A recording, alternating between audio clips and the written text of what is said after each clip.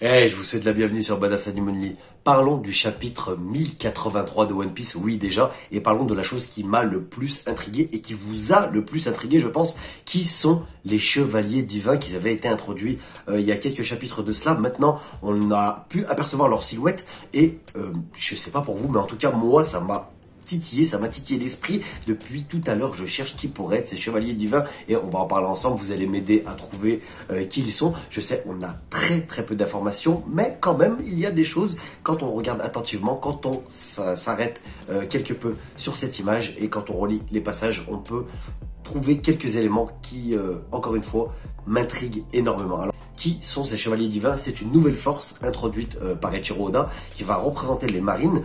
Donc on peut s'apercevoir grâce aux silhouettes, aux ombres, qu'ils sont 9, peut-être 10, un qui est peut-être caché derrière la bulle, on ne sait pas. Oda, il peut brouiller les pistes en nous mettant pas l'équipe complète. Donc pourquoi les introduire maintenant alors qu'on a déjà les Séraphim?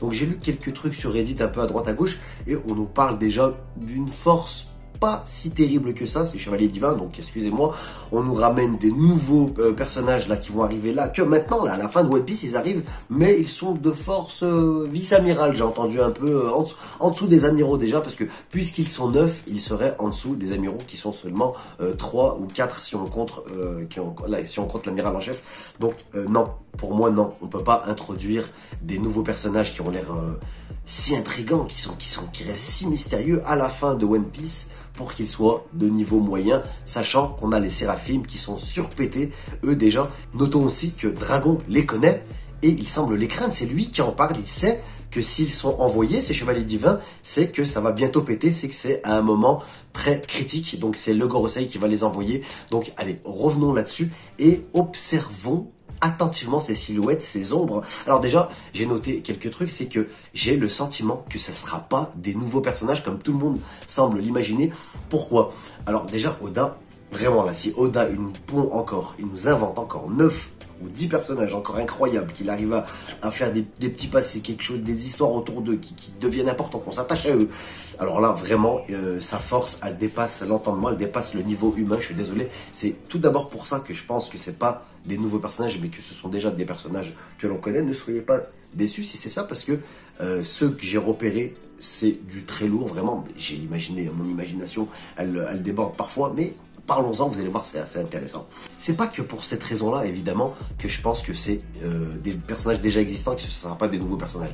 Déjà, la première chose que vous devez me dire, en observant ces silhouettes, en observant cette image, là je vous la mets en couleur, donc c'est un peu plus facile, c'est, moi, personnellement, quand je l'ai lu, je suis passé à cette case, j'ai vu cette image, et j'ai dit, mais c'est Shanks! On voit Shanks, dites-moi de dos là, de dos, c'est mon imagination, c'est Shanks de dos, la cape, le dos bombé, les cheveux derrière plaqués, avec son épée, s'il vous plaît aussi, sa taille semble correspondre à 1m99, 2 mètres, Shanks, pour Shanks, donc vraiment moi j'ai vu Shanks en fait, quand j'ai vu cette image j'ai vu Shanks, donc j'ai pensé au départ que c'était carrément l'équipage du roux en fait, les chevaliers divins, pourquoi pas en fait, cette idée elle est pas mal, tout le monde pense que ça va être des nouveaux personnages et tout, mais en vrai pourquoi ça ne serait pas l'équipage du roux de Shanks qui jouerait un double rôle. Ça apporterait encore un twist phénoménal au manga, à l'animé, à cette œuvre.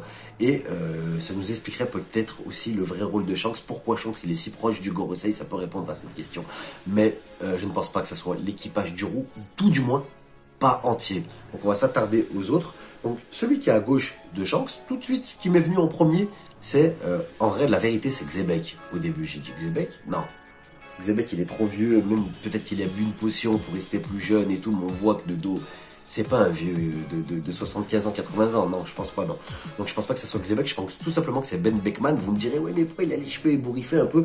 Bah, parce que Oda, s'il les dessine tous parfaitement, on saura que c'est Ben Beckman ou Shanks. Donc il est obligé d'enlever des indices pour pas qu'on trouve forcément. Donc pour moi, à gauche, c'est Ben Beckman. À la gauche de Ben Beckman, Yasopp. Vraiment, les ombres correspondent avec les personnages. On sait qu'Oda il dessine les ombres quand ils veulent nous les révéler, c'est ce qui va ressembler à peu près aux personnages.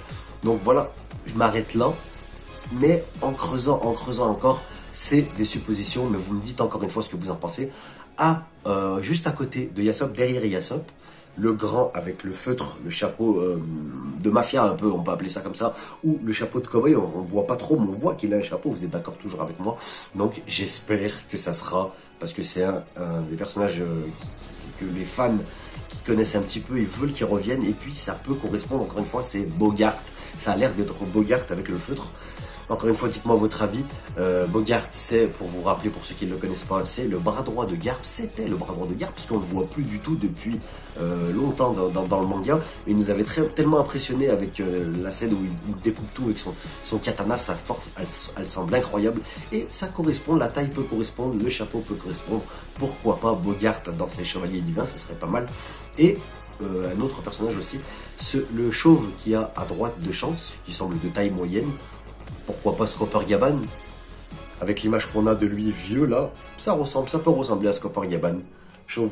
Je sais pas si l'image qu'on a de Scopper Gaban vieux, elle est officielle. Si, il me semble, hein, avec la pipe là. Je m'appuie sur celle-là en fait. Donc pourquoi pas Scopper Gaban, ça le ferait revenir.